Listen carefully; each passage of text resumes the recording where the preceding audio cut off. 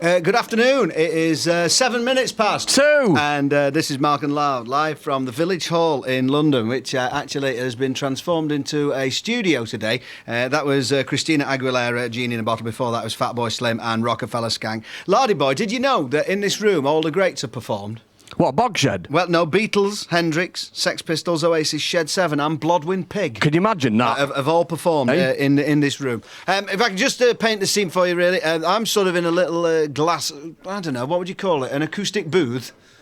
A little kind of isolation cell, really. Just outside is drums and all the stuff, where in a moment Dave Bowie and the David Bowie Band will be playing live. Up a staircase on the other side, on a balcony with our VIP audience, is Lardy Boy. Oh, hello. Hello, mate. Hello. Yeah. Do you think we should start, because this is a kind of road show, do you think we should start with a traditional road show cheer from your assembled audience? There's a problem with that, because I've not got my shorts on, but I'll give it a go, see if it still works. Give us a big road show cheer! That worked. That worked. Very good. What's the air of... Obviously, these tickets are highly coveted, these VIP passes for today. Oh, yeah. Well, money can't buy them. Money can't buy them, indeed. So what would you describe... How would you describe the level of anticipation up there on the balcony, Lard? Well, I would say that they're really, really excited and looking forward to it tremendously. What would you say? I'm really excited and looking forward to it tremendously. And he said it better than me. Right, OK. Yeah, can't argue with that, can you? Well, that rather confirmed that then. Yeah. So what we're going to do on today's programme, with some of the regular items are still here, the vague news is still here. We won't have Dobbins or Bobbins today. We're going to have a fantastic bit and piece competition, aren't we? The sort of low-budget bits and pieces. Right. And someone can win the whole David Bowie back catalogue. Not bad, eh? We're going to have a David Bowie back catalogue raffle. Oh, yeah? In a hat. Actually, we're going to draw the tickets from the hat. Yeah? And you know, Mark, that hat has been worn by Dave Bowie. You're joking! I am not joking, right. So that's going to be happening. And also, as if it wasn't enough to have David Bowie and the band on the programme, it's also the glorious 25th. And you know what that means, don't you? Frogging! The start of the frogging season. So on one show, you've got David Bowie playing live and the start of the Pepto-Bismol Invitation. Nice. And hopefully we should be able to welcome to the programme now David Bowie. Can you hear me, David? Yes, I can hear you. Hey, excellent, yeah. I thought I was going to get a special effect, but I couldn't. Oh, right. I couldn't do you one. How the devil are you? Yes, thank you. Very good, yeah. Very good. Now then, have you got a new band, and, you know, some new people in the band? Got a new band? Yeah, so... Got a new band, Dave. Who have you got a new band, Dave. Who have you got with you? Who have I got with me? On the far end, I've got Emm and Holly. Say hello. Hi. Hello. Those are the fellas in the band. Right. And then on bass guitar, Miss Gail Ann Dorsey. Hello. I'll run around here. You could get a job on Kilroy doing the audience mics, Dave. No, thank you very much. Sterling on drums. Hello. Hello. Mark Plati, who also co-produced me a number of times, especially on Earthling and Hours. Mark Plati on guitar. Hello. Stop Really doing the big guy on voices piano. Mike Garson. Good day. Hello. And Paige Hamilton on a lead guitar. Hey. Right, Hello. OK. Now, have everything all right for you? You've got all the requirements. We've got your rider through, and we've been sent someone out. Oh, we got some people up there. Oh, yes. An audience of frenzied Bowieites. That's such a cheap date, a lot of them. But everything right, because we got your list through of what you wanted, and we've been out looking for you a mongoose, and then we got back with it, and someone said it was mangoes. That's very funny. Are you feeling a bit underdressed? Because obviously me and Lard have made an effort, put suits, matching shirts Well, I and ties felt cold when I came. Yeah, I know, that's extraordinary. Gilbert and George, absolutely. Or is it Jake and Dinos Chapman? Well, OK. Well, you've got nothing on you. No, maybe. No. No, let's stay with Gilbert and George. All right, what are you going to play for us today? Four songs, I think? We're going to play roulette, and then we're going to play a bit of Monopoly. Right, yeah. And then by the end of the day, we'll play Spot the Queen. All right. But that should be quite easy in the It's like studio. the days of music hall, this. Playing to the gallery there. Absolutely. What are you going to play for us first? Hey, it's working. So I did that on cue. It's good, isn't it? This is a song from the new album, Howers. It's a song called Survive. OK, if you're ready.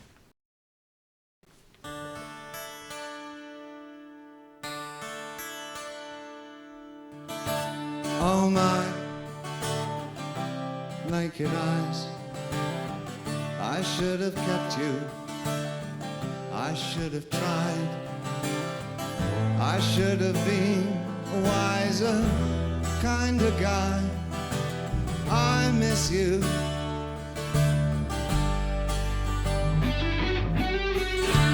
Give me wings, give me space, give me money for a change of face.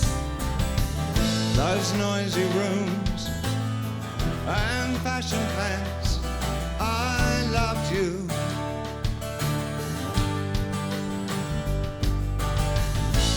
Where's the morning in my life? Where's the sense in staying right? Who said time is on my side?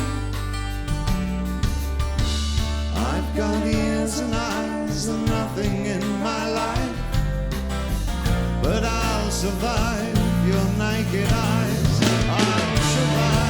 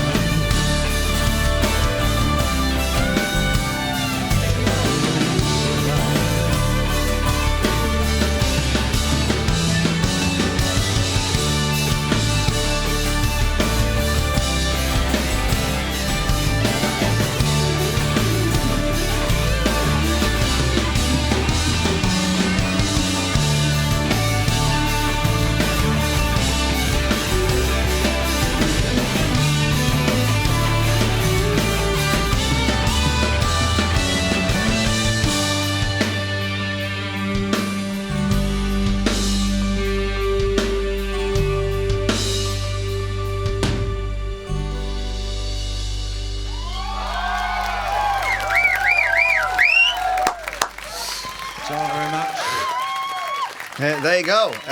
Dave Bowie Band. Can you believe that? Performing live with Survive I bet from somebody the out Gail there Ann. can give me a good yelp. Eh? Give me a good yelp. Fabulous. That's going to be the new single, isn't it, David? It is indeed. Okay then, right. And we've got 3 more tunes to come during the rest of the programme, live from the Village Hall here. But what we're going to do now, Lardy Boy is out on the floor and is ready to do... Well, you're not going to be doing the competition, are you? Because you've already got some David Bowie albums for now. Yeah, and I know the answers. Right, okay, well, Right. good plan, right. So what we are going to do is going to revive the Great Old Radio 1 Roadshow tradition of bits and pieces. Right? Right. Right, but this is the low-budget version, bit and piece, obviously, because the times are hard. Aye. What we're going to do is play a selection of little snippets from Bowie tunes, and whoever out of the 4 frenzied Bowieites who you've got prostrate at your feet, Lardy Boy, Oh, aye. right, will be able to take home today the fantastic David Bowie back catalogue. Can you imagine that? All on costly disc as well. What? Who have you got with you then? I don't know. Who are you and what do you do? I'm Stephen King. I'm self-employed. Ooh. That sounds self-employed. Yeah, very cagey. Very cagey. Right, Sounds like okay. he's on the dole to me. Probably. Hey, he's given a false name. Hey? If you're giving a false name, you get his benefit doc for being down here. He's Stephen King, the doc. Where are you from, Stephen? Warrington. Right, Warrington Dole Office, right? He's down here, not available for work. Dock him in a day's enterprise allowance. Right, who else? And moving on, who are you? What do you do? I'm Mark. I work for a plastic forming company in Bristol. Plastic forming I know, company. not the sort you're thinking. Right, well, I wasn't thinking of anything because I'm a dullard. But there you go. All right, and okay, who are you and what do you do? I'm Joe Lucas. I'm a student. Right, yeah, as above, really. Right. Yeah, fair enough. And you? I'm Julie, and I'm a PA. Come from PA. Dudley in the West Midlands. Right, okay, you've travelled a long way, haven't you? Yep. I mean, did you have to get a visa to come down here? Probably. Probably. Okay, well, should we do it? All right, we'll do it. I will play it. There are 5 Bowie clips here, right? And some of them are easy, some of them are not quite so easy. Another way of putting that would be hard. Right. And one of them's backwards. Yeah, I know, but it's a doddle, honestly. Listen to it. That's just for a bit of demonology, that. Right, here we go with a bit and piece. I'm a piece, bit and piece. I'm a piece, bit and piece. If you should fall into my arms, tremble like a flower.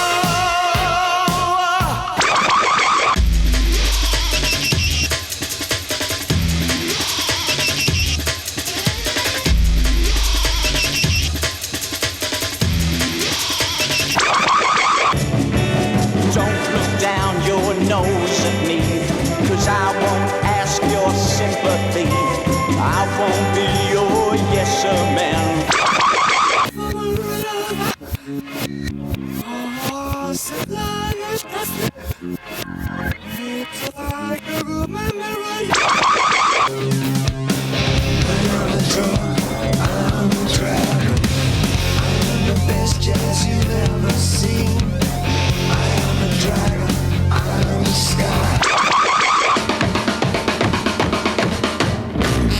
I'm a piece, bit and piece. I'm a piece, bit and piece.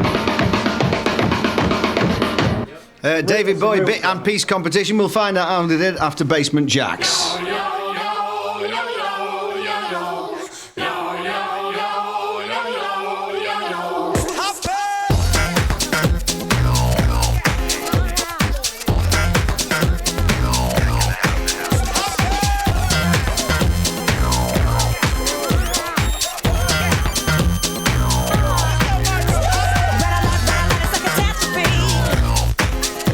But don't worry, don't panic. Ain't nothing going on but history. Yeah, it's alright. Don't panic.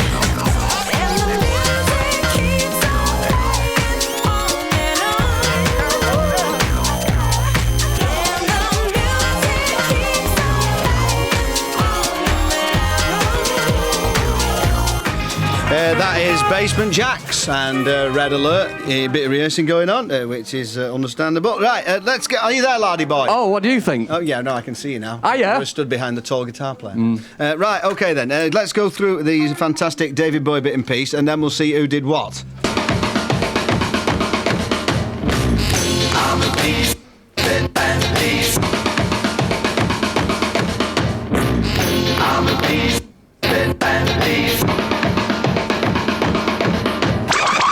If you should fall. An easy one to start with, right? This was Let's Dance. Piece of doddle. I'd be very surprised if anyone didn't get this. Well, you'd be very surprised then. Little Golden Wonder. Right. Sounding crisp.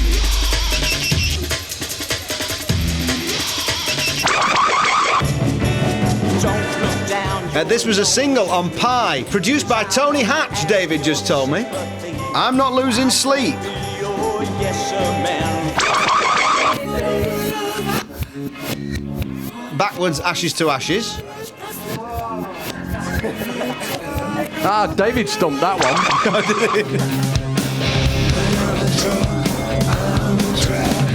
Pretty Things Are Going to Hell off the new album, Hours.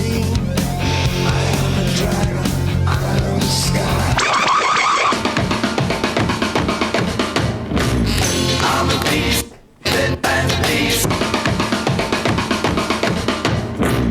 I'm a piece, bit and piece.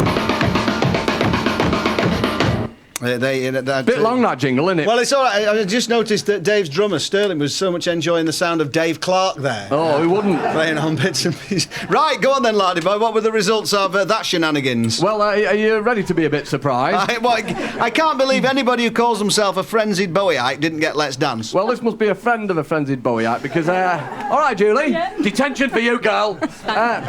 None. None? None! Sorry, David. Yeah, it's all right. That's a written I'm sorry. apology. That's Right. right. Fortunately for her, the actual David Bowie is only standing 6 feet away. Yeah, not embarrassing. It's a compound her embarrassment. Yeah. Well, I think you'll find that Mark Cook got one. one? Yeah, I know, so I it's know. getting better. Which one? I have. Right, he's obviously just nervous. Right. Joe, on the other hand, got one. One. Yeah. Now, you know, can I have a word, Joe? I'm not sure if you'll find that The Prodigy didn't do Firestarter at number 2, but that's all right. You know, I don't embarrass you or anything. And well, you know, coming in at top of the list, Stephen King, he got 4. Right. Thank you very much. I did everything rather than sleep. So you know, That's all right. Well, sterling effort. I've got a bag of goodies for you here, mate. all right. So that's the brilliant. full The back Shire catalogue. Horses back catalogue. The Shire. Oh, no, Dave Thank you Bowie very much. back catalogue. The David Bowie back catalogue goes to Steve, skiving off the enterprise allowance from. The time, should it be important, is 9 minutes to 3. This is me and him in London Village Hall with your man David Bowie, who's performing live. Did you get all the competition answers there, David? I'm still thinking about the fact that 3 times a lady. I think most of my friends were 3 times a lady back then. When did you last hear "I'm Not Losing Sleep"? I mean, have you listened to that recently? Yeah, 2.5 minutes ago. All right. Astonishing. But what year would that have been? 60. 66, is it? Well, no, I'll tell you, there'll be somebody up here who knows. Who knows? 1966. 66. The same year, as it happens, as one that we're going to be playing later on in today's show. Excellent. Why did some of those people who knew that answer not get involved in the quiz, Lard? I don't know. I didn't pick All them. right, okay, fair enough. Let's have another song performed live, David. What are you going to do for us? I'm Not Losing Sleep, a song that I wrote in 1966. Oh, right. No, I'm sorry, Drive-In Saturday, which I wrote in 70. 1973. Right, okay then. Great. 2, sorry. Do you want them to sing it for you, David? I'll tell you what. Oh, they'll probably join in anyway. I would have thought so. This one was actually I wrote the song All the Young Dudes for Mott the Hooplers, a single for them, and this one was written as a follow-up to it, but they turned it down. Oh, well. oh well. Never mind. Over and Watts, where are you now? Yeah. Are you ready? Oh, you want the song? Oh, yeah, no. We could have been waiting here.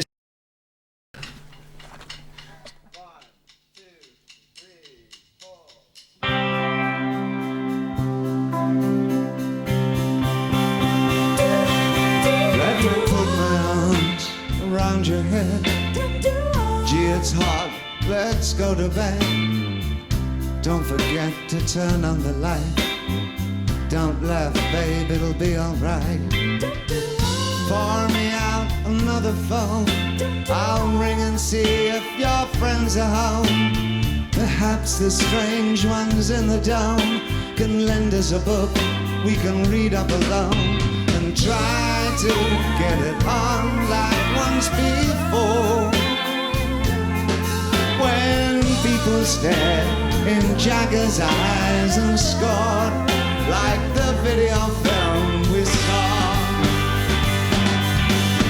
His name was always Buddy, and he's struggling us to style. She'd silent with the Wonder Kid and turn her face away. She's uncertain if she likes him, but she knows she really loves him. It's a crash course for the ravers. It's a drive-in Saturday.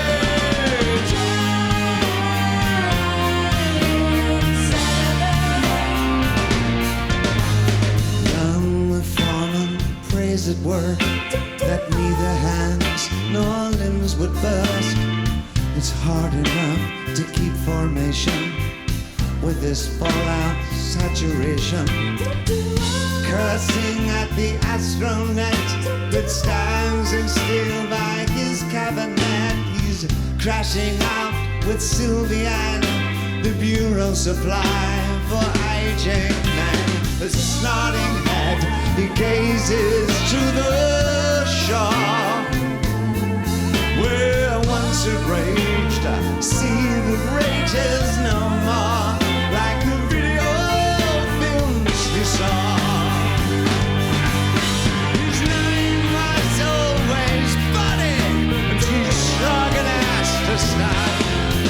She'd silence with the Wonder Kid and turn her face away.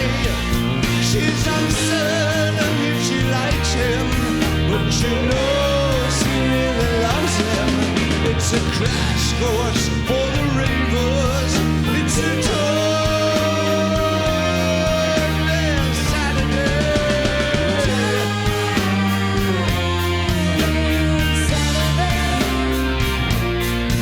It's a driving Saturday. It's a driving Saturday.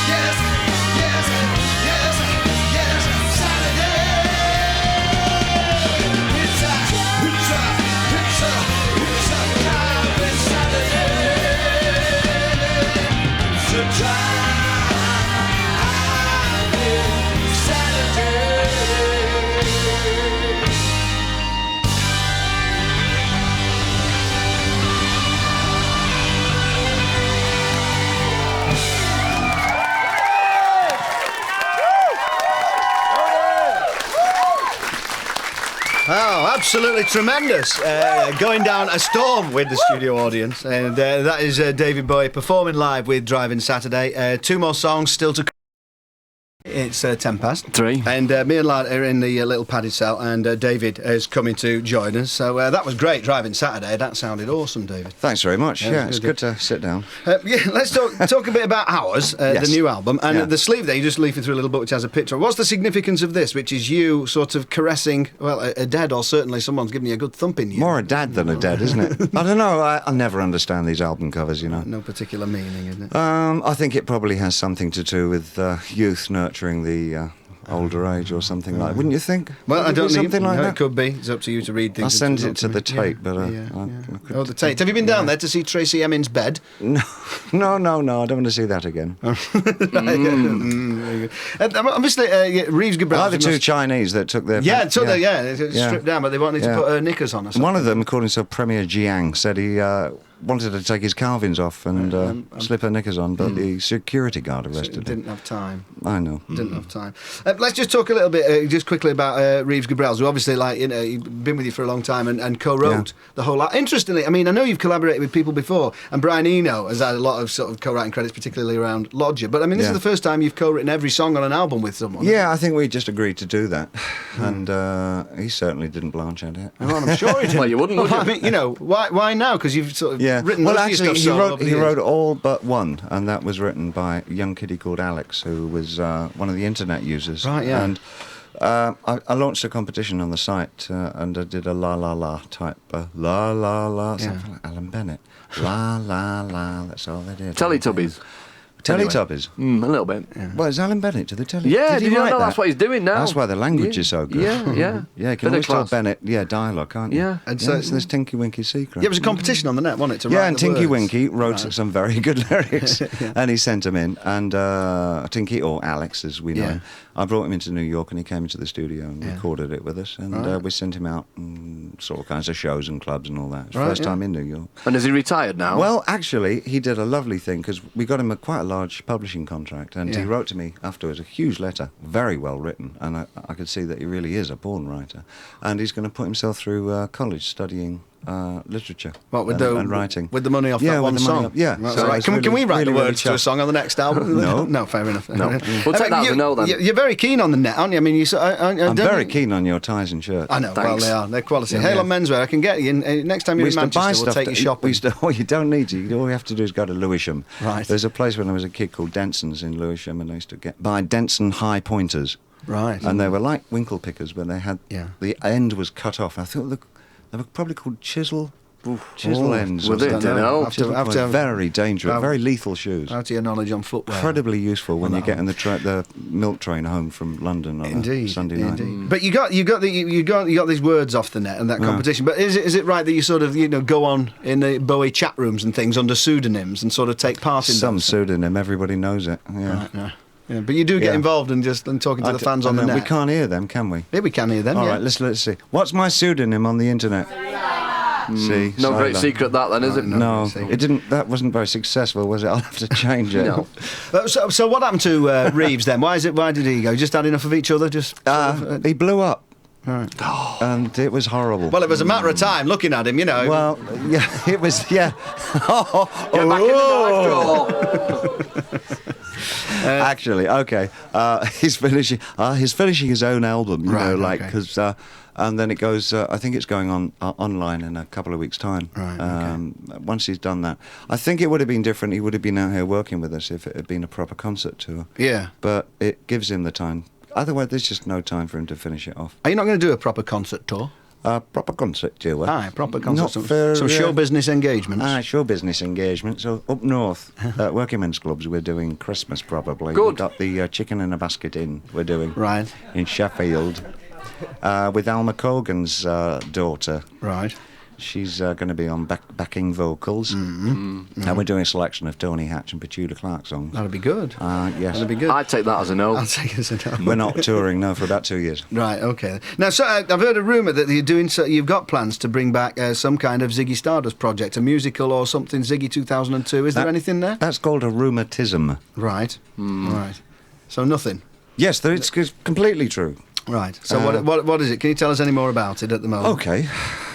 It'll be what shall it'll be? It'll be a stage show. Right. How's that sound? Yeah. And a film. Right. And internet site. Right. And I also heard that you're not going to a be in cake. it. You're going to be sort of directing it and orchestrating it, but you're not going to be in it. Is that They right? could produce some ludicrous moments if I were Right. to be in it. I think. Yeah. No, I won't be in it. Right. Well, we were thinking that if you're going to get other people to play the characters, we were just thinking about me and him for Woody Woodman's in Trevor Boulder. What do you Ziggy think? Stardust. Yeah, well, it's an offer. We've been playing a lot of the old stuff. I mean, you played Driving Saturday, and you've been playing some old songs recently. Have you sort of been rediscovering your back catalogue with a new band, kind of, and back to the 60s? Having not years? done them for 10 years, when I stopped doing them forever, I thought it was about time to start doing them again. Yeah. Why are you laughing? Scamps. Yes, you whippersnappers. Right, yeah. I guess just for this particular thing, because there were such limited engagements that we're doing. Yeah. I like that. You know, limited. We're doing a limited engagement. Yeah. Just double in Paris and Austria. I thought I'd revive some unexpected ones, like really obvious things, Right. like changes. Well, it's good people. Jump in the deep end. Did he bring any back and then start playing and think, oh, I don't like this very much? No, everyone that we've had a Everyone go was a at classic. really feels, having not done them for 10 years, they all feel interesting again. Right, okay. You know. Yeah. Well, Wild Eyed Boy from Free Cloud, I'd like. Oh, okay. We need to get a full orchestra in for it. But, Yeah. that'd be all right, yeah. Well, how much you got in your back pocket? Very little. It'd be But 10 pence very short, little. whatever. It's They got the BBC. I saw the BBC Symphony truck. Right, yeah, outside. we It's thought that was- terribly small. we thought You that was think they your all truck. get in there? I think so. They Well, what pack it is, them in. there's a It's few like- people with violins, but there's just one bloke with one of them fancy And keyboards. there's no at the back. windows. There's Yeah. no windows at all. Terrible. They keep them in the dark I know. while they transfer them from. It's like sort of taking sheep about. It's in the those big BBC trucks. Symphony Hotel out Right. there on the motorway where they all live. Well, I think there must be. I think there must be. Did you? By the way, at the Brits, we dropped you off a Shire Horses gold disc. Did you get presented with that? Yes. All right. Yeah. Is it in a position? Is it over the mantelpiece? And Of course it is. Right. And Iman keeps it dusted and. She dusts every day. She's Right. a whiz with a feather duster. I'd take that as a no. Okay. All right. We're going to play another tune and that give you time to get back round there and play us something else. All I'd right? love to, yeah. All right then. I've forgotten what I put on now, but it's of no great consequence. I'll tell That you shirt and afterwards. tie. No shirt and tie. You're jealous, aren't you? I'm very So you've jealous. got that shirt. You Yeah. see, is a nice pattern. It's sort of like swirly brown and black with blue dots in the middle. Now all that You'd needs. think it was Paul Smith, wouldn't you? Well, I would have thought it was Hale on Menswear. Would you? I really would. I bet you it's Agnes B. Oh, Harry Fenton. Harry Fenton! I thought it was Harry Fenton, but it needs a matching tie-dye. And the Fentones, wasn't it? Wonderful band. That was shameful. Don't go Turn it there. around, baby. Spend more time with me. Try to believe you. Try to believe you. Turn it around, baby. Spend more time with me. It's getting insane, I know. Let it not be true. Turn it around, baby.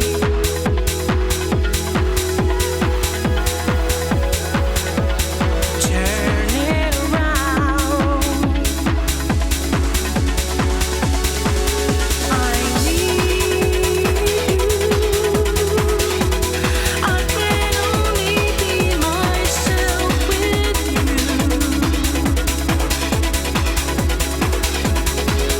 I need you. I can only be myself with you. I can only be myself. That's Turn It Around. That is Elena. It is what? It's somewhere or other. This is Mark and Lard on Radio 1 with David Bowie playing live. David, what's the next one you're going to play for us? Next one is, again, from the new album. It's called Something in the Air. Okay, great. Anytime you like.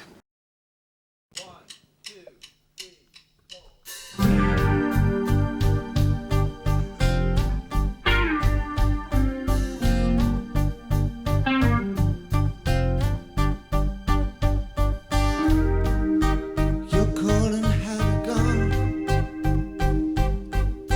I really can't look at your little empty shell, a ragged teddy bear. It feels like we never had a chance. Don't look me in the eye. We lay in each other's arms, but the room is just an empty space. Oh, I guess we've lived it out. There's something in the air.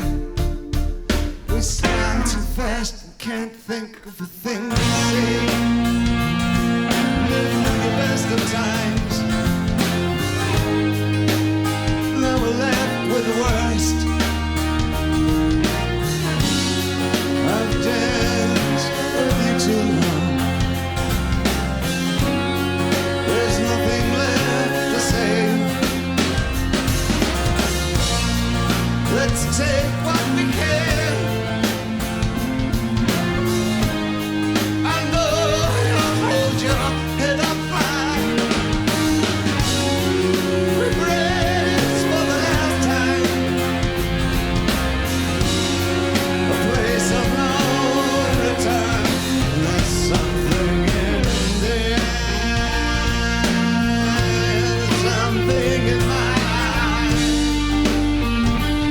I've danced with you too long. Something in here. Something in my eyes.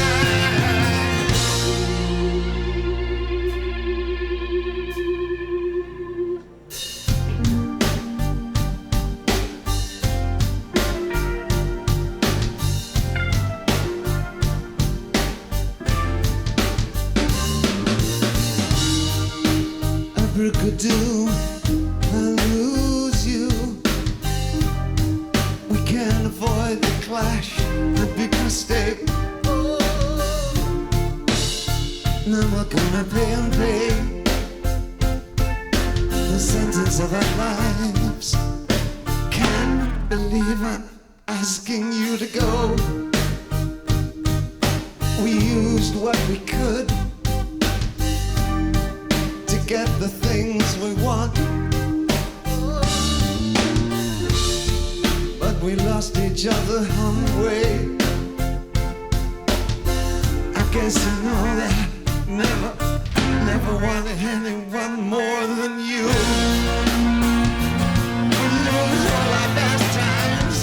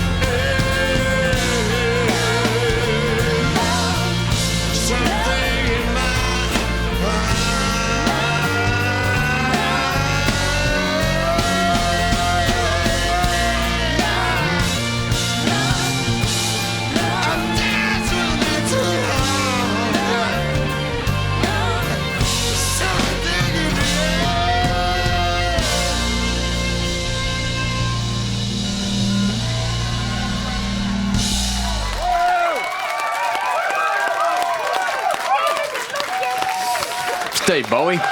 Oh, it is your actual Dave Bowie. And performing live in Maida Vale, or otherwise known as London Village Hall, with Something in the Air from the new album Hours. And we'll have another tune from David and the band.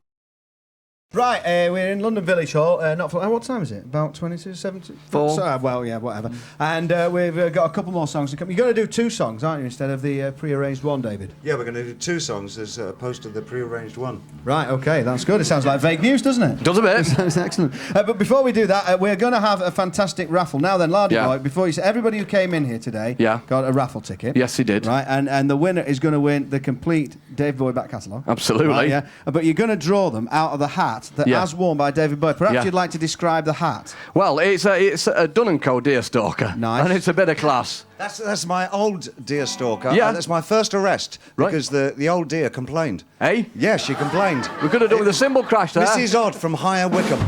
Thanks. Well, but we're not actually sure if you ever wore it. We've never seen the photograph. Is that the actual one? Just put it on. As worn by David Bowie. He's got it on. Can't argue with that. It looks very good. He looks uncannily like a sort of more slender John McCririck, the tipster off Channel 4 Racing. The swimmer. Let's leave it as I'm the sure swimmer. he does a bit of All right, swimming. let's put the raffle tickets in. David, of course, if you'd like to do the honours. Bit of class. And it's lucky 8. 8! Okay, well, whoever's got number 8, come Who's got on 8? down in the lucky Dave Bowie tombola. We have a winner. 8 on a green ticket. Well, that'll do nicely. Of course. I'm terribly sorry. If you're at home and you cut your tickets out of the Radio Times, I'm sorry that it didn't come up this time, but presented by David, there is the full back catalogue. Full back catalogue. Who are you? Kate. Kate. Yeah. All right. You scamp. Forge that. All right. Kate from where? Walton. You have to think about that. You have to be sure, don't you? All right, well, fantastic. Lucky winner Well of the done. David Bowie back catalogue presented by David Bowie. You can go back now if you like. And drawn from his old Deerstalker. Excellent, right, so we'll have these 2 songs to finish off. Now, the first one's from 1960-something. It is the first song I released as David Bowie called Can't Help Thinking About Me with the immortal lines... We're just looking the lyric book. Somewhere in there. And after that? Then a song from the Lodger album called Repetition. All right, is there going to be a gap? Do we need to do some seamless filling, or will you look after it? I'll attend to my seamless fillings. All right, then. While Mark changes guitar. All right, well, great. It's been great to see you. Thanks for coming down. Great being on Thank the show. you very much. Okay, indeed. thanks very much to the band and everybody. Thanks to everybody else. And if have you got the right page for your words there? Oh, you're pretending that I'm reading these lyrics, aren't you? You cheeky monkey. Dave.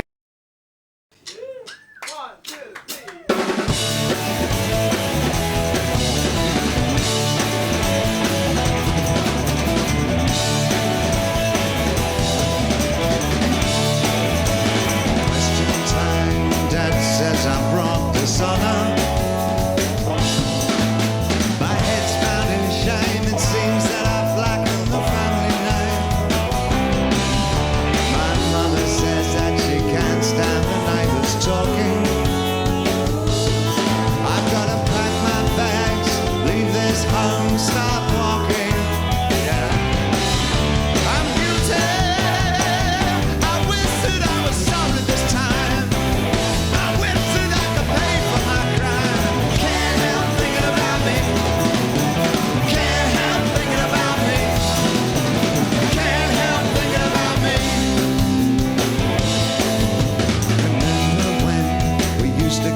Church on Sundays. I lay awake at night, terrified in school on Mondays. But it's too late now. I wish I was a child again. I wish I felt secure again, but I can't help thinking about me. Can't help thinking about me. Can't help thinking about me.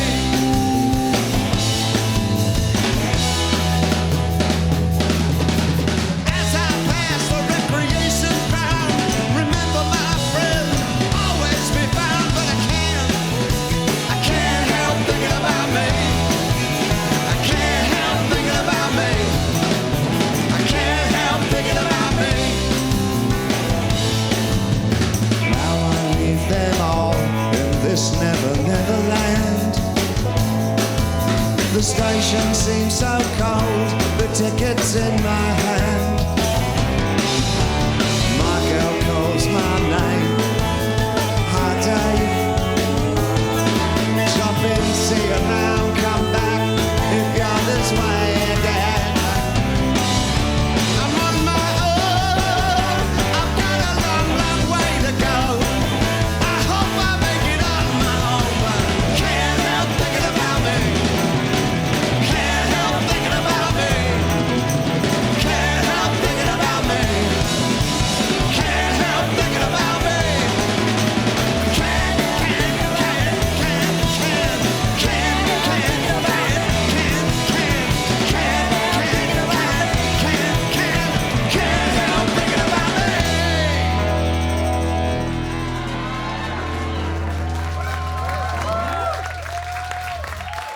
This song is the very unpleasant subject matter of wife beating.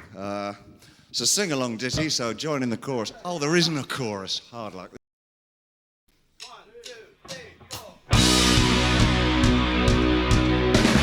Johnny is a man, and he's bigger than you, but his overhead so high, and he looks straight through you when you ask him how the kids are. He'll get home around 7, 'cause the chef is real old, and he could have had a Cadillac if the school had taught him right. And he could have married Anne with a blue silk blouse. Well, the food is on the table, but the food is cold. Don't hit her. Can't you even cook? What's the good of me working if you can't damn cook?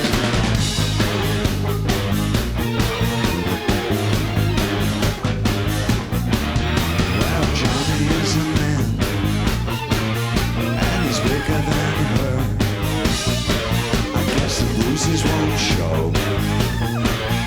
She wears long sleeves, but the spice in her eyes shows through.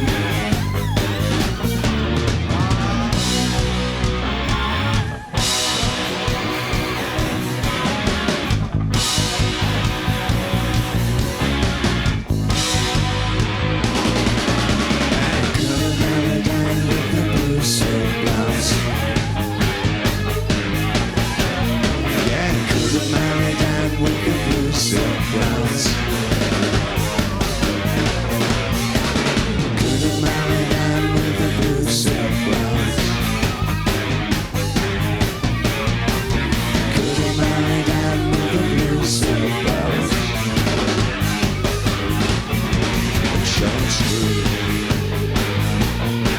It shows through.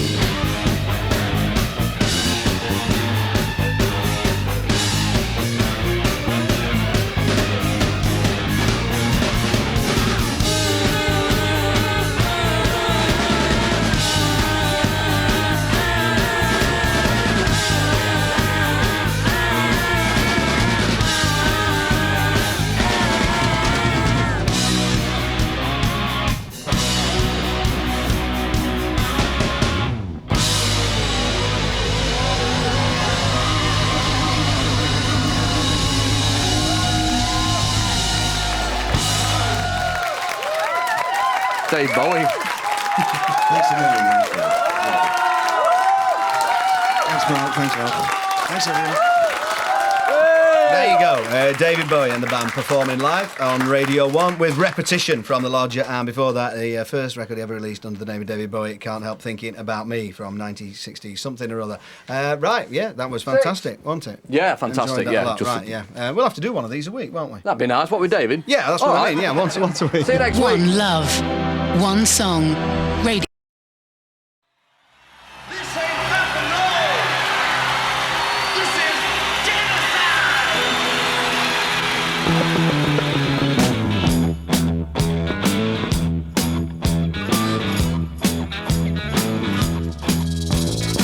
Small jeans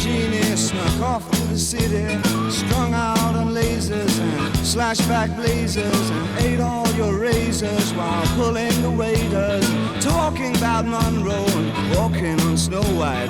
New York's a go-go and everything tastes nice. Poor little greenie.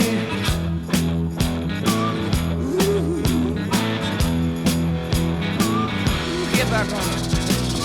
Gene Genie lives on his back. The Gene Genie loves chimney stacks. His outrageous, the screams and he bones. The Gene Genie, let yourself go.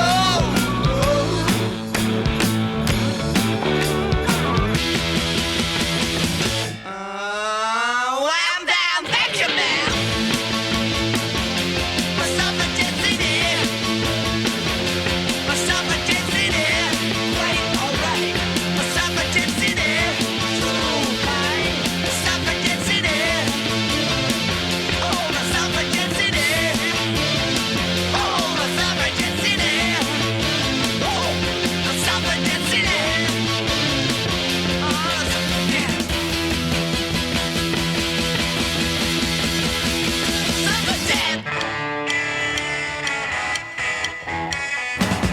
Rebel, rebel, put on your dress.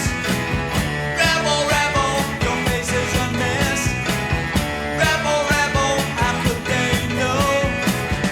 Hot tramp, I love you so.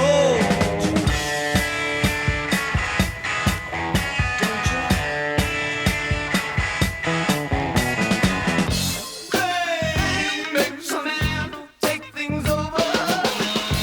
Hey, let's him loose, hard to swallow. Hey, put you there where things are hollow. Hey.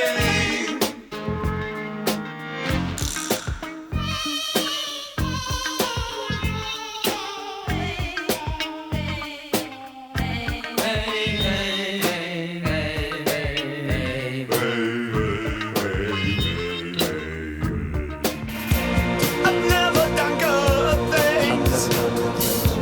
I've never done bad things. I never did anything out of the blue. Whoa. Wanna next to break the ice. Wanna come down right now. Ashes to ashes, funk to funky. We know Major Tom's a junkie, strung out in heaven's high, hitting an all-time road.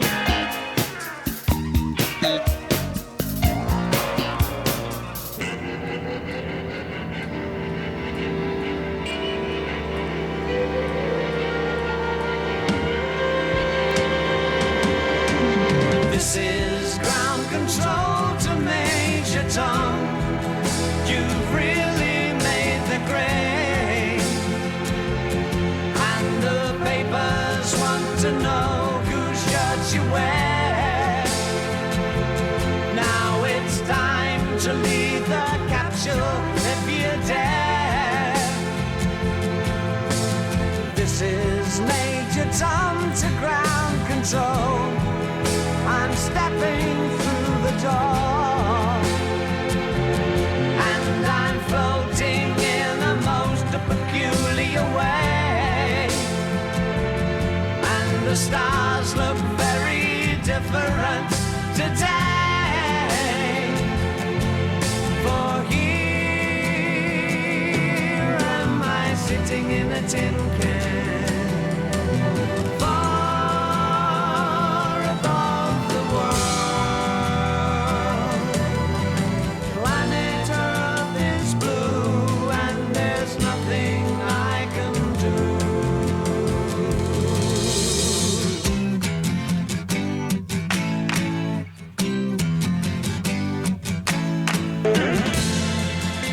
I'm joined this afternoon by David Bowie, who is currently has a brand new album out called Hours, and his entire back catalogue has also been re-released. So we have lots and lots of things to talk about. Hello, Bill. How are you, David? I'm very well. Great to see you. You recently performed at the Net Aid concert at Wembley, Yeah. where you did a set in which you incorporated some of the older numbers that you haven't played for a very, very long time. Yeah, I know. I feel not at all guilty about that. No, I don't think you should. Why should you feel guilty about that? No, well, I was just preempting you. Yeah. That's called preempting. No. So you're supposed to say, how come that you said you was going to give up? No, I wasn't going to say that because I personally... Let's start again, and you say that. I was so pleased to hear songs like Life on Mars and Driving Saturday. I tell you what, it with was the new great. songs. Yeah. It was the best thing is not having done them for a long time, and it's almost 10 years now since I've really done many of those songs that I did, and. It is true that if you leave something alone that long and then come back to it, the songs, they feel different, they feel new, and they feel fresh, and you feel like doing them again, you know? Who's in the best-selling show? Is there life on Mars?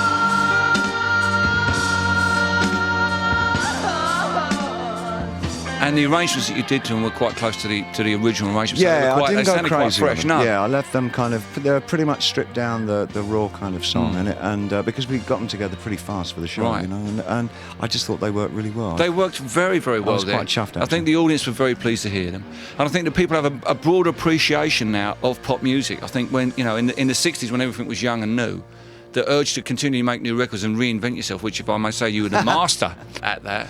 I suppose that, it must have been difficult to, for instance, having to retire Ziggy Stardust as a character in order for you to move on artistically. For me, it seemed harder for the audience. I mean, it was, I never had a problem moving on. Virtually, once I finished an album and had done it on stage and the character that was supposed to be inherently in the album, I never had a problem walking away from it and moving on to the next thing. And it was getting to be a point where the audiences were getting more possessive, more demanding of those old characters. Yeah. And so there really had to be a point where I had to just have to stop doing characters and see if I could go back to kind of just doing the stuff as me again. We started really the early 80s with Scary Monsters and Let's Dance and those albums.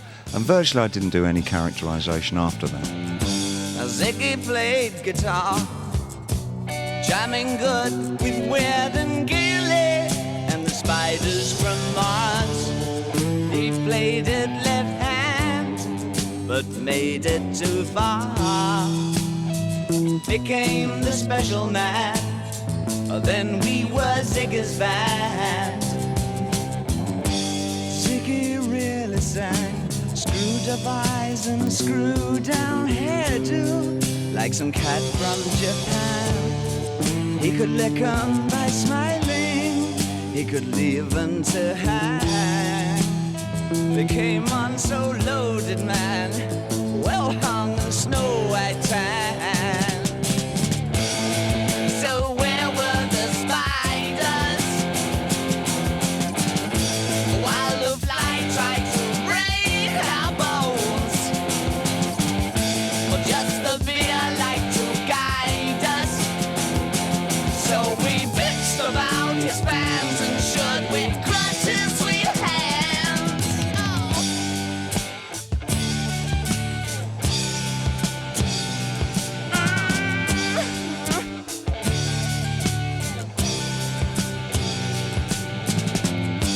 Ziggy played for time, jiving us that we were voodoo. The kids were just crass, he was the Nas with God-given ass. He took it all too far, but boy could he play guitar. Making love with his ego, Ziggy sucked up into his mind, like a leper messiah. When the kids had killed a man, I had to break up the band. Could we talk just a little bit about that process of having a character that fits each album? It's such a unique thing. I mean, I can't think of any. Most artists get one good idea and they stick with it. I mean, look at Rod Stewart. If you must look at someone, he's got his sort of laddish, football hooligan attitude. He's still stuck with it 20, 30 years down the line. Where you seem to have this ability to take an album and invest in it something more than just yourself, as if almost you were standing back from the whole process and walking out on stage and acting. I think in the conception of the pieces, when you're kind of thinking them up. I mean, I guess it was because I was such a I was an inquisitive and curious and enthusiastic teenager about just about everything. And I used to go to the theatre all the time. I used to go and see films, art shows, everything. And I soaked up such a lot of influences that for me it seemed almost natural to want to create theatrical events in rock by the time I started doing it, you know. And I think for many rock artists, I think they still feel under pressure that who they are on stage is who they are off stage, and it's very much inherently part of the rock tradition that those guys are up there bearing their souls and telling you how they feel about themselves and how they feel about life. And it never really once occurred to me that that's what I should or even wanted to do. I always wanted to create, firstly, an atmosphere and then people it with characters. And so it's just that I thought differently from a lot of my contemporaries about what you could and couldn't do in rock. But at the same time, you had a certain classic singer-songwriter essence there, where it felt as if you were bearing your soul. I love rock and pop music. There's no getting away from it. I really adore it, but I never felt comfortable being a pop rock singer. I'm not quite sure what I was. I'm still not really sure, but I wasn't, in essence, a rock singer. Because of the limitations of the form? But no, because I didn't really take myself seriously as a rock singer or a blues singer or a folk singer or any of the genres. I was a singer. You know, I'm not quite sure really what genre of song I did. I just found that it was quite diverse. What I was interested in was just about everything, and I didn't see any reason why I shouldn't do anything that I liked. But where do you get to the point where you sort of like think, okay, I've done guitars and rock I've done them. No, you did, because then you move to sort of the period that kicks off with Low and Station to Station, Heroes. It's completely different. Well, I mean, how does that? Is that an attempt to just break out of what you were doing, or just you got bored again? I got very excited with what was happening in places like Düsseldorf and Munich with the new electronica over there, and I just got swept away with it. And coincidentally, so was Brian at the same time. Brian Eno was also very much under the influence of that. I remember when we were living a lot in Berlin, a lot of the year, he came into my apartment very, very early on, and he brought this single with him, and he said, I've just heard The Future. And I thought, well, this impresses Brian, it's got to be really something. And he put on Donna Summers. It was her very first single with Giorgio Moroder's which came out arrangement. Of Munich. And in a way, he was right. I mean, that single really did virtually change everything. It really did. Well, perhaps we should listen to that song.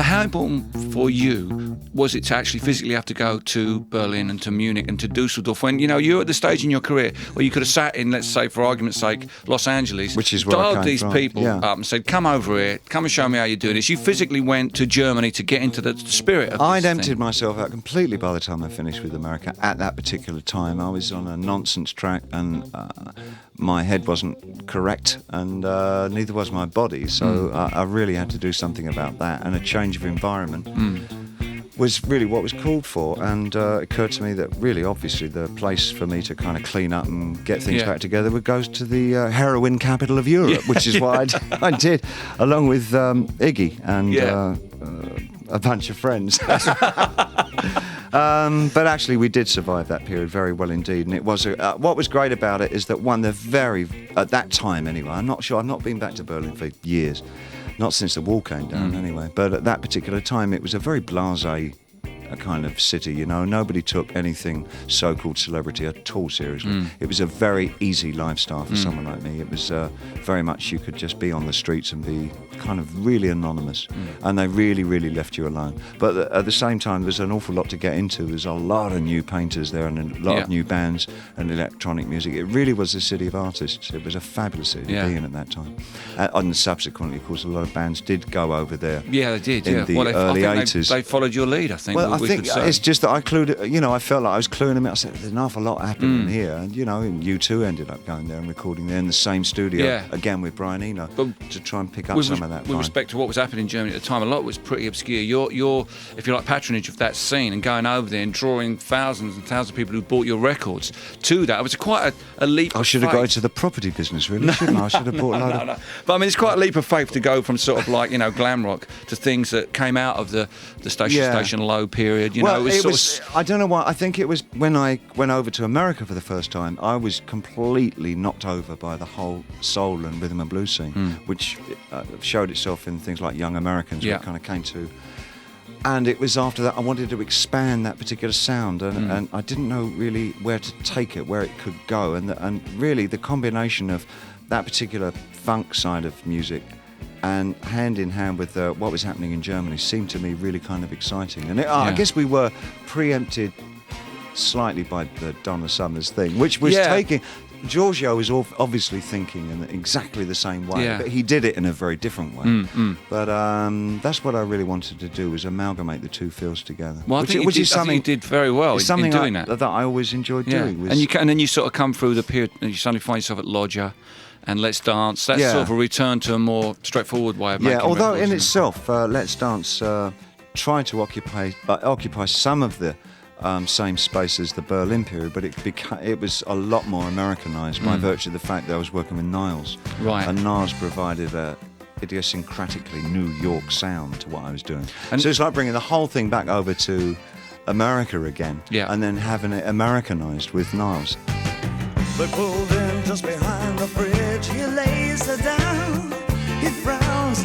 Gee, my life's a funny thing. Am I still too young? He kissed her then and there. She took his ring, took his babies. It took him minutes, took her nowhere. Heaven knows he'd have taken anything. All night. She wants a young American.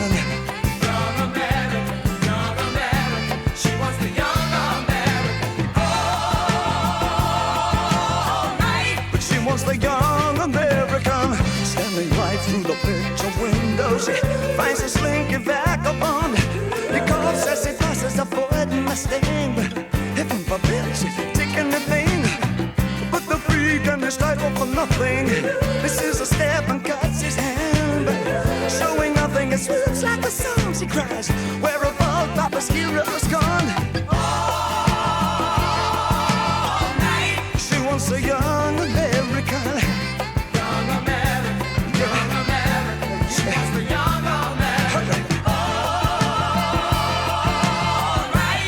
Wants the young American, all the way from Washington. Her breadwinner begs off the bathroom floor. We live for just these 20 years till we have to die for the 50 more. And all right, he wants the young American. Young American, yes, he does. He wants the young American. All right, but he wants the young American.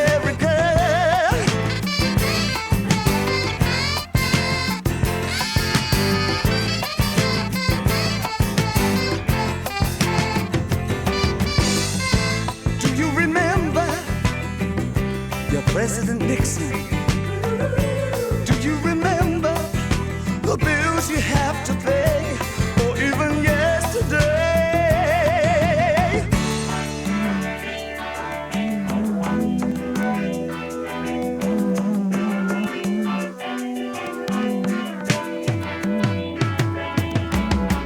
Have you been on America? Just you and your idle civil set so loud. Leather, everywhere, and not a miss left from the ghetto. Well, would you carry your visa and bus of survivors, blushing at all the Afro sealers. Ain't that close to love? Well, ain't that close to love? Well, it ain't that Barbie doll. Her heart's been broken just like you and all night. What the young American, young American, young American. All right, all right. You want the young American. You ain't a pimp, you ain't a hustler. A pimp's got a carry and a lady got a Chrysler. Rick's got the stacker, White's got a soul train. Mama's got cramps and look at your hands shake. I heard the news today, oh boy. I got a sweet hand and you got the feel. Is there a man who can say no more? Is there a woman I can suck on the jaw? Is there a child I can help with that judging? Is there a pen that will write before they die? Ain't you proud that you struck our faces? Ain't there one dance song that can make me break down and cry?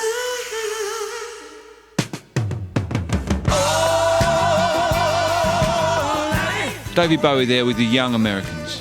How important is the collaborative process? Because you talk about going to Berlin with people like Brian Eno, then going to work with the guys from Chic to make the albums after that. In a way, because I tend to think in terms of images a lot when I'm working with music, maybe I think a not dissimilar way to a film director. And when you're working on film, you pick the right guy to do the scene making, you pick the right cameraman who would actually understand the kinds of shots you want to do, and the lighting has to be a particular way. So there's certain guys that light in certain ways, and I find that I kind of handpick the right musicians and the right co-producer to work with, because I kind of know what I'm going for, and I think I know who are the right guys to do that particular job.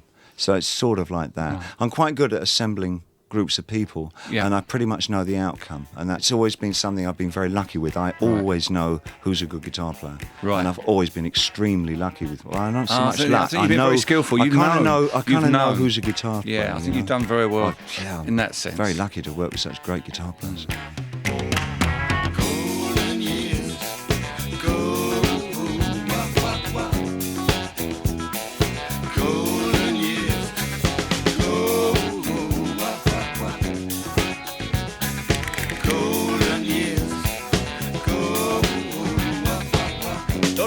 Hear you say life's taking you nowhere.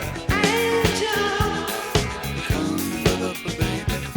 Look at that sky, life's begun. Nights are warm and the days are young. Come up, baby. This must be the lost, that's all. Once I'm begging you, save a little soul. Go. Come up, baby. Last night they loved you, opening doors and pulling some strings. Angel, come up, baby. In walk luck and you looked in time. Never looked back, walk tall, act fine. Come up, baby. I'll stick with you, baby, for 1,000 years. Nothing's gonna touch you in these golden years.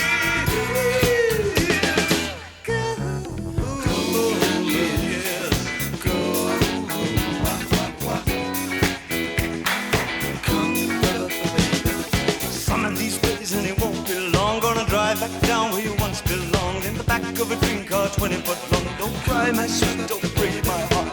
Doing all right, you've gotta get smart.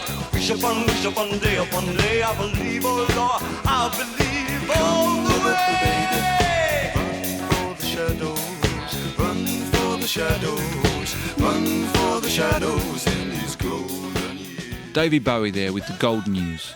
And then more recently, you've in some ways taken on another role in which you sort of like became a sort of limited company sort of thing, didn't you? A bit limited, yeah. Well, not in that sense. It's actually becoming unlimited. Is it? Yeah, it's turning out very well indeed. Yeah, I mean, is that the same sort of thing of seeing yourself in a different way, sort of like, a different way to sort of like raise money to make records without having to worry about the record pure company? Survival is that I think most of these deals that you do with publishing, you end up giving everything away to a company for maybe a block of money, but you never see those songs again. Yeah. And I was determined to figure out a way that I could get my songs back so my family could have them when I shuffle off. Right. And this was the way to do it. And it was just happened to be a really original way of doing it. Very original. And I seem to have started quite a, there's quite a queue of people doing that now. Yeah, and I think it's also quite a queue of people watching your adventures, if that be the right word, on the internet. Yes. The possibilities for the artist to be able to get ideas directly to fans without having to go through the retail, the distribution, the record industry. Is that very important to you? It's not only that. I think that we're coming to an era where the actual balance, the actual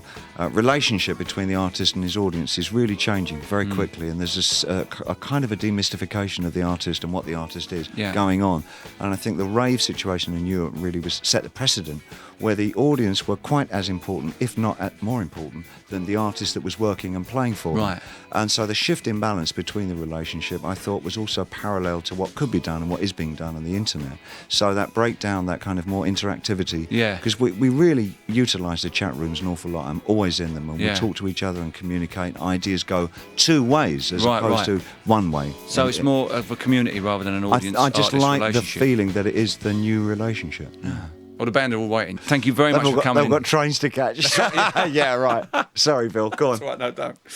I just want to thank you, David, very much for coming in. You're going to do us a couple of live songs now. We'd love to, Bill. A new one first, and then an old favourite. This is a song from the new album, Hours, and it's called Survive.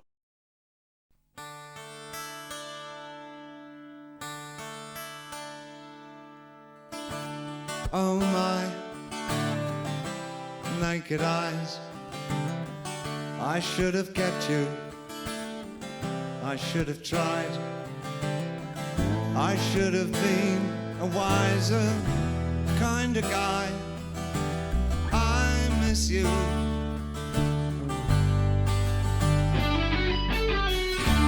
Give me wings, give me space, give me money for a change of face. Those noisy rooms and passion pants, I loved you.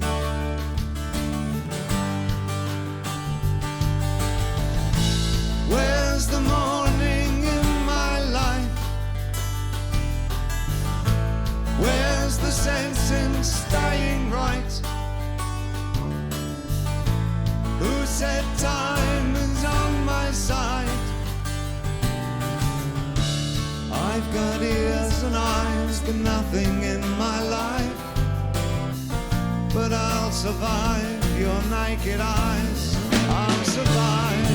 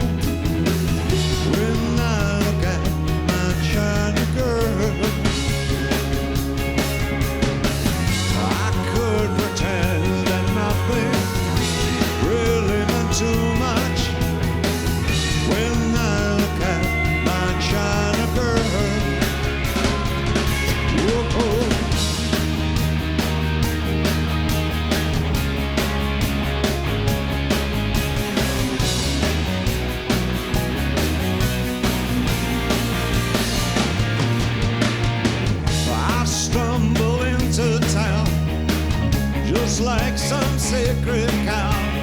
Visions of swastikas in my head, hands for every word. It's in the whites of my eyes.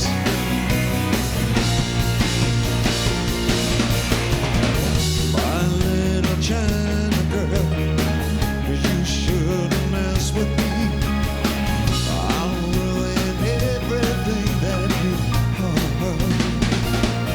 You know, I'll give you television, I'll give you eyes of blue, I'll give you a man who wants to rule the world. And when I get excited, my little China girl, she says, oh baby, just you shut your mouth. She says,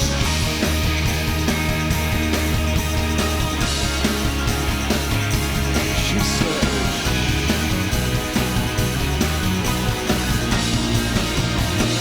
she says.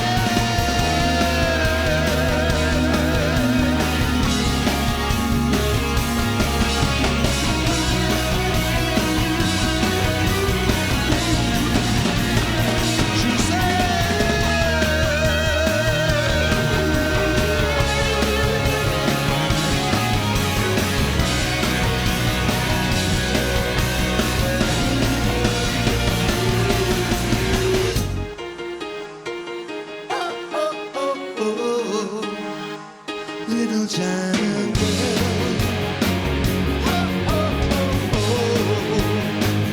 Little China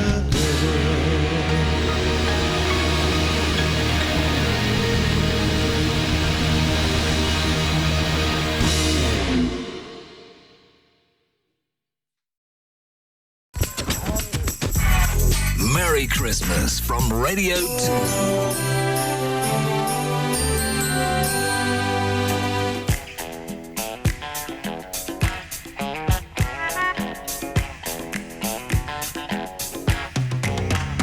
golden years go, wah, wah, wah. Golden years go, wah, wah, wah. Golden years go, wah, wah, wah. Don't let me hear you say life's taking you nowhere. Look at that sky, life's begun. Nights are warm and the days are young. There's my baby lost, that's all. Once I'm begging you save a little soul. Go, wah, wah. Come, baby. Last night they loved you, opening doors and pulling some strings. Angel, come, baby. Then walk luck and you looked in time. Never looked back, walk tall, act fine. Come, baby. I'll stick with you, baby, for 1,000 years. Nothing's gonna touch you in these golden years. Golden years. Go, wah, wah, wah. Come, baby. Some of these days and it won't be long. Gonna drive back down where you once belonged. In the back of a dream car, 20 foot long. Don't cry, my sweet, don't break my heart. Doing all right, you've gotta get smart. Wish upon day upon day. I believe, oh Lord, I believe all the way. For the shadows, run for the shadows, run for the shadows in these golden years. There's my baby lost, that's all. Once I'm begging you save a little soul. Golden years, go, wah, wah, wah. Come, baby.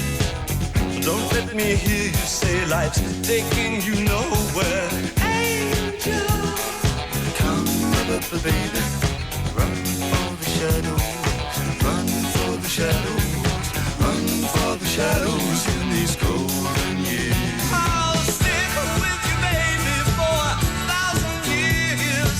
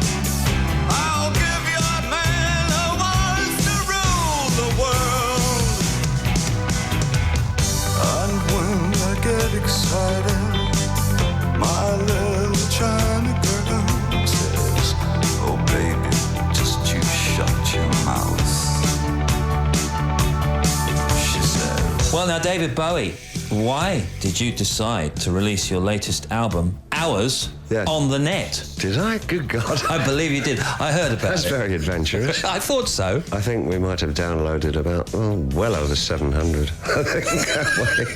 I think that definitely is something that's going to happen, but it won't be for some while until the bands get wider.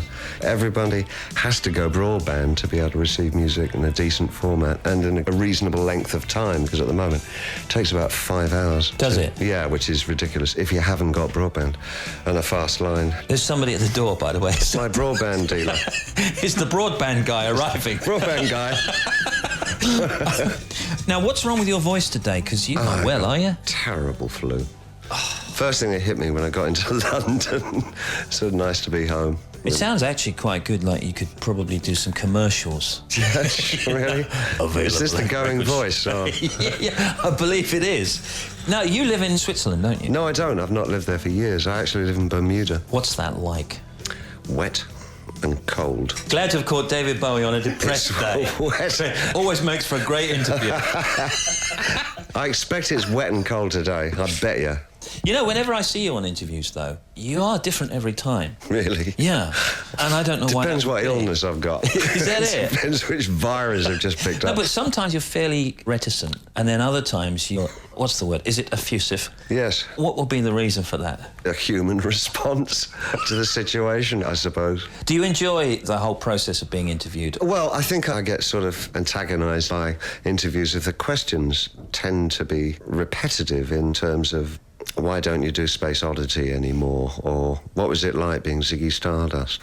I'll steer clear of some of those then. But, I mean, at the risk of going to that place, you have, over the years, of course, they say, reinvented yourself. But I'm willing to think that this actually has not been a deliberate thing. It's all been a gradual evolution that would have happened to you anyway. I styled myself a lot on Cliff. You know, it's sort of... there's always somebody to look up to, and Cliff's been my man, really. That Millennium Over Prayer, the years. that's a song, ain't it? Yeah, well, it did well for him. I tried it with the Lord's Prayer at the Freddie Mercury concert. Maybe I should have actually had a backbeat to it. You see, there's the other thing. A lot of people don't know what a terrific sense of humour you've got. I'm better when I'm well. No, I don't think so. I'm quicker. David Bowie is here. This is Steve Wright in the afternoon. We're going to come back with David Bowie in just a second. We passed up on the stair. We spoke of was and when, although I wasn't there. He said I was his friend, which gave us some surprise. I spoke into his eyes. I thought you died alone a long, long time ago. I know, not me. I never lost control.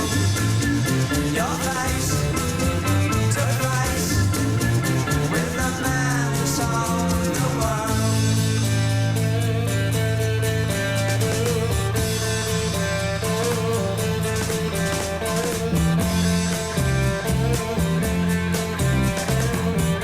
I laughed and shook his hand and made my way back home. I searched for form and land. For years and years I roamed. I gazed a gazeless stare at all the millions here. We must have died alone a long, long time ago. Who knows? Not me. We never lost control. Your face to face with the man who sold the world.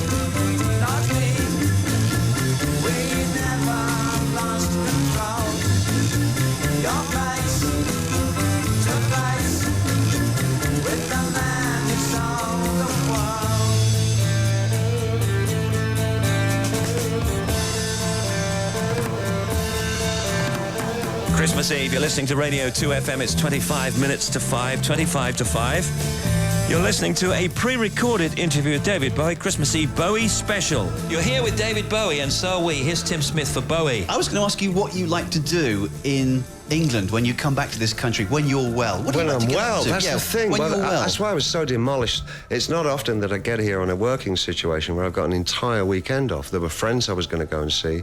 Also, I wanted to catch a couple of shows that I've missed. I wanted to go and look at Tracy's Bed at the Tate and a couple of other art shows. Is it easy for you to walk around this country now? Yeah. And what happens when you do get recognised? Do you mind that? No, because there's no crazy kind of hysteria type things, you know, that finished in like 1974. So it's, for me, it's relatively friendly and very congenial kind of atmosphere walking about this fair city. It's true to say, though, David, that you are unquestionably a walking, living, breathing legend. Walking, yeah, love walking, yeah. No, but a serious question. Breathing, yeah, that's another one, yeah. He gets Yeah. flu. Is it a difficult thing to live up to, being a walking, breathing legend? No, come on, try and answer it for me seriously. Yeah. Go on, Sure. go on, give it a go. I don't take stock often. I really kind of exist in the moment as much as possible, and I always found it was wiser for me to just dwell on the things that I'm doing at any given time. The only time I think that, I've made an impression is when I hear it in other people's music, when I hear sort of influences of things I've done in the past. And that's very gratifying. Well, you did. I mean, it's true to say that you've influenced a generation of musicians, and you can see Bowie-esque things everywhere. Yes, part and parcel of it is that I think there were a bunch of us in the 70s who kind of felt that music, English rock music, was going to change considerably. And I think we went out really with a sense of purpose about actually trying to change it. And a lot of that, myself and Roxy, and to an extent Mark, Mark also had an incredible sense of humour. He's a very funny guy and knew absolutely how foolish we all looked. That was a character he'd created for himself, wasn't yeah, it? sure. But did people get that? He was easy to deflect. I mean, he would push it, so, I mean, he would sort of stalk you with arrogance, but if you popped his bubble, I mean, he loved it, you know. Yeah. Just such a con artist. You know? But do you ever think to yourself, these days, it's not necessary for you to create a character, is it? You're yourself. No, if I do it, then it's just strictly a sense of enjoyment. I mean, it's fun doing that. I enjoyed doing the Outside album because there were sort of 6 to 7 characters involved, and I do like that because I like the idea of theatricality in rock music. I always have done. It's something that I do enjoy the process of creating characters, and it's a bit like writing musicals without having to put them on stage, you know. Tell me about this new single that you've got out for the millennium. Survive. Yeah. It actually pops out on January the 10th, I think, which is a couple of days after my... Do you know it was Noddy's birthday last Saturday? Did you know that? I didn't know that. No? I'm older than Noddy. You don't. That's incredible, isn't it? I'm not... I don't look it, do I? You're wearing better than... I'm not as old as... Well, I'm wearing better than Big Ears, I tell you. Have you seen him recently? And you haven't worn one of them hats since Ashes to Ashes, have you? Still getting near laughing gnome, isn't it? I wasn't going to. You know, they found a genome in the body which is responsible for the laughter and amusement process. So that must be the laughing genome. So that song was, in fact, more profound than we would ever. I believed. knew that, though. You see, I know you did. You were, in again, fact, light years ahead of your time. Yeah, the pun was it was actually called the laughing genome. You say that now. I say that now. I was waiting for somebody to suss, you know. Yeah. I remember the first time I ever heard anything you'd ever done was on the Kenny Everett show in, 1969? Probably, yeah. And, obviously, as broadcasters, we adored Kenny Everett because he was light years ahead of his time, but he would champion you. And would you say that it's him... His best line about me was, I fought a war for men like you, but they never gave me one. Dear old Kenny. Yeah. All right, David Bowie is here. We're going to come back with David Bowie in just a moment.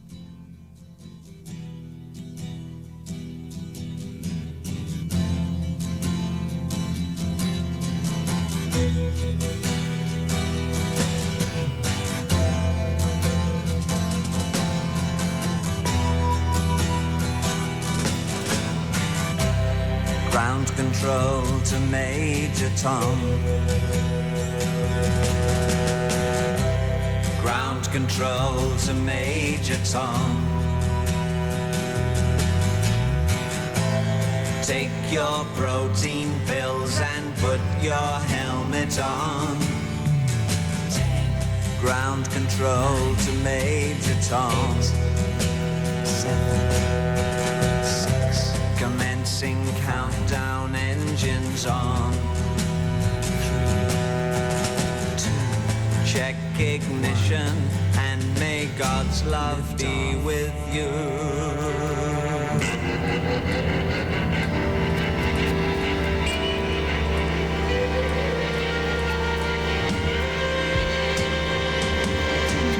This is ground control to Major Tom. You've really made the grade, and the papers want to know whose shirts you wear. Now it's time to leave the capsule if you dare. This is Major Tom to ground control. I'm stepping through the door, and I'm floating in a most peculiar way, and the stars look very different today. For here am I sitting in a tin can.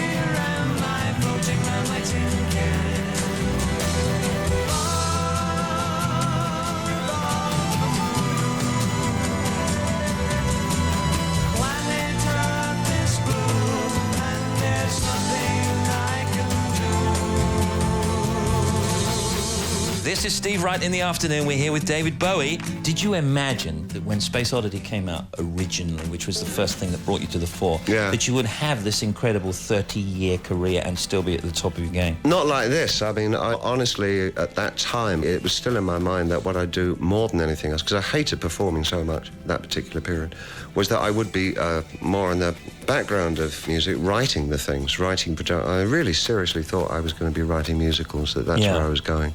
Until Ziggy came up, which I got really enthusiastic about doing that, because it was kind of like a musical, and it meant I could play a character and didn't really have to be me doing the songs and all that. And then it sort of took off from there, and it rather created its own course after that. Did you think that in the Ziggy period that it actually got out of control in every way? For you and for the Hunters? I can't be negative too much about it, because I must say that couple of years, because it really was only a couple of years, the Ziggy thing, was some of the most enjoyable, amusing days of my life. And they were very, very funny.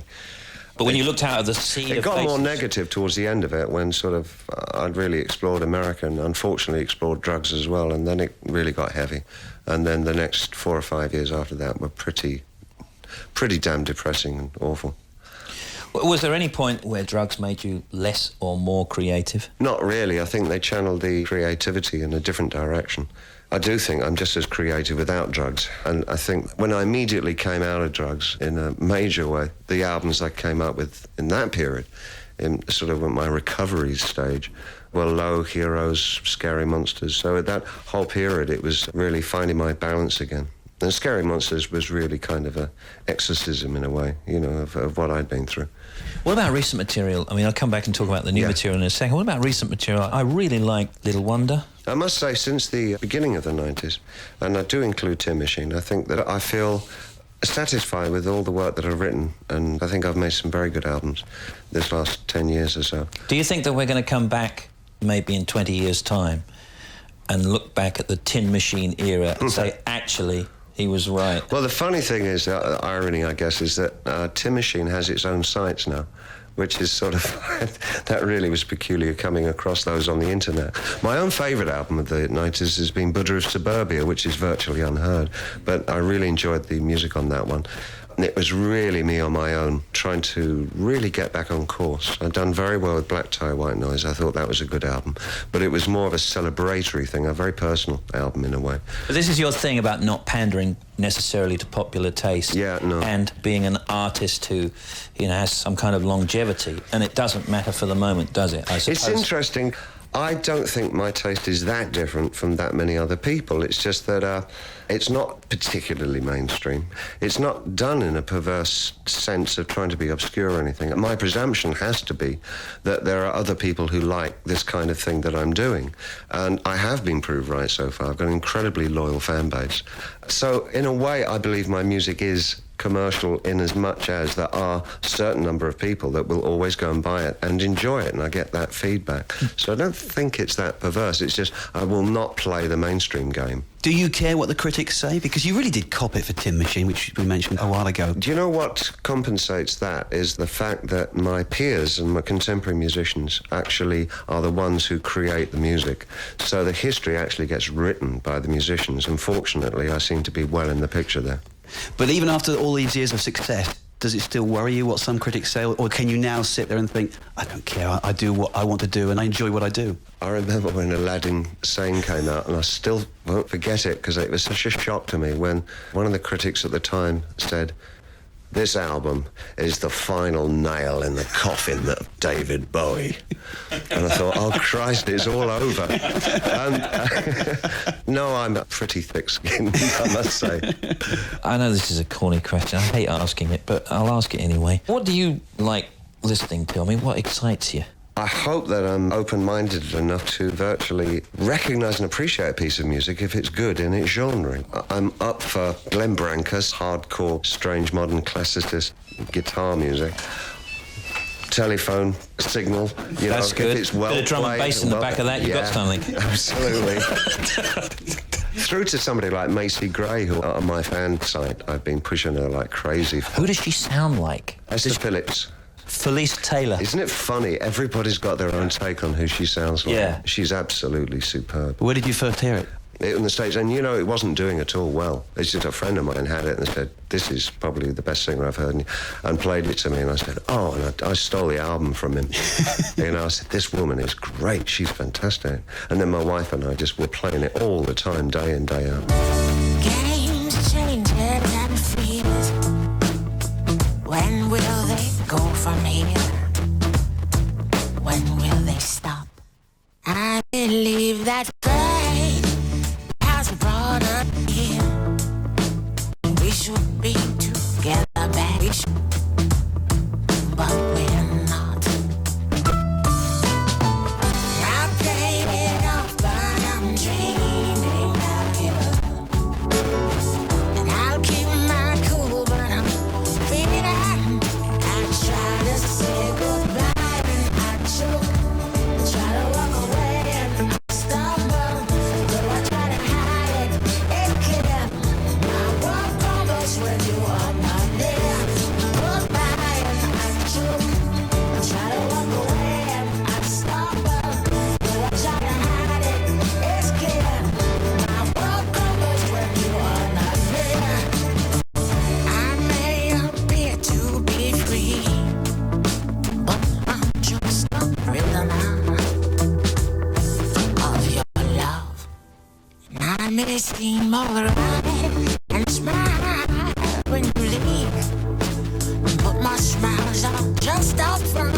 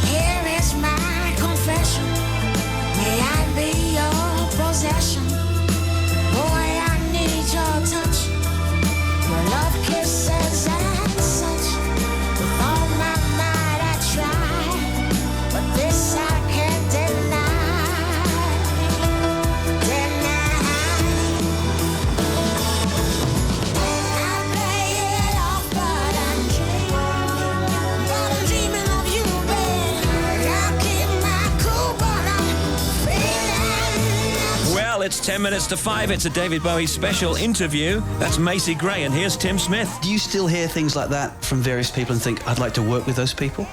I hope that. I don't really think I'm that immodest. What could I say? I mean, she's like fantastic. I'd much prefer to be an audience. I've never seen her live. I'd love to see her live. You know, Beverly Knight over here is really cool. She's a really good singer as well. I've been a big supporter of her since she sort of first appeared. Yeah, there's a lot of stuff I listen to, and classical music as well. Country and Western is Buddy Rich, the drummer, when he had an operation, he was taken into the laboratory, I was going to say, into the theatre, and the anaesthetist said, "Are you allergic to anything?" And he said, "Yeah, country and Western." And I'm very much in there with him on that. Big time allergy. One music I have a major problem with. Though I met Garth Brooks, and he's an extremely nice man, even though he broke my hand when he shook it. The guy should be pushing a plough. And that hat is stuck to his head, I think. Okay, Survive is out on the 10th. Yeah. We're going to stick that on in a second. Fabulous Mix by Maris de Vries. Is it suitable for Radio 2? Oh, everything is. Okay. All right, Paul. Did you play Cliff? Can't really talk about it at the moment, David. I don't want to talk about it. I'm getting the big nod over here. I'm not talking about that. I'm sorry, you know. I'd love to be able to help you. So, what are you doing in the year 2000? Thanks very much. It's a small question, isn't it? Yeah.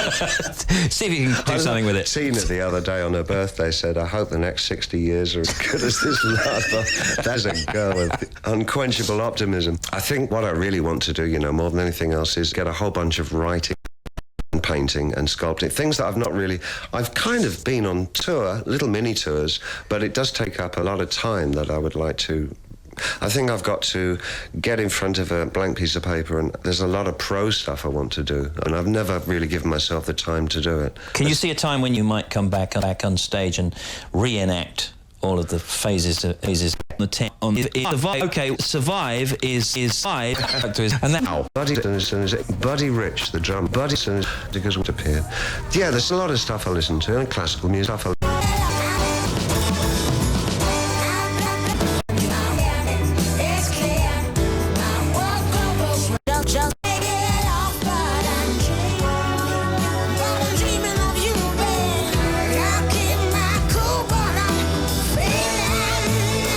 It's 10 minutes to 5. It's a David Bowie special interview. That's Macy Gray, and here's Tim Smith. Do you still hear things like that from various people and think, I'd like to work with those people? I hope that. I don't really think I'm that immodest. What could I say? I mean, she's like fantastic. I'd much prefer to be an audience. I've never seen her live. I'd love to see her live. You know, Beverly Knight over here is really cool. She's a really good singer as well. I've been a big supporter of her since she sort of first appeared. Yeah, there's a lot of stuff I listen to, and classical music as well. Country and Western is Buddy Rich, the drummer, when he had an operation, he was taken into the laboratory, I was going to say, into the theatre, and the anaesthetist said, "Are you allergic to anything?" And he said, "Yeah, country and Western." And I'm very much in there with him on that. Big time allergy. One music I have a major problem with. Though I met Garth Brooks, and he's an extremely nice man, even though he broke my hand when he shook it. The guy should be pushing a plough. And that hat is stuck to his head, I think. Okay, Survive is out on the 10th. Yeah. We're going to stick that on in a second. Fabulous Mix by Maris de Vries. Do you still hear things? Tim into 5 minutes to 5. It's a David Bowie special. David.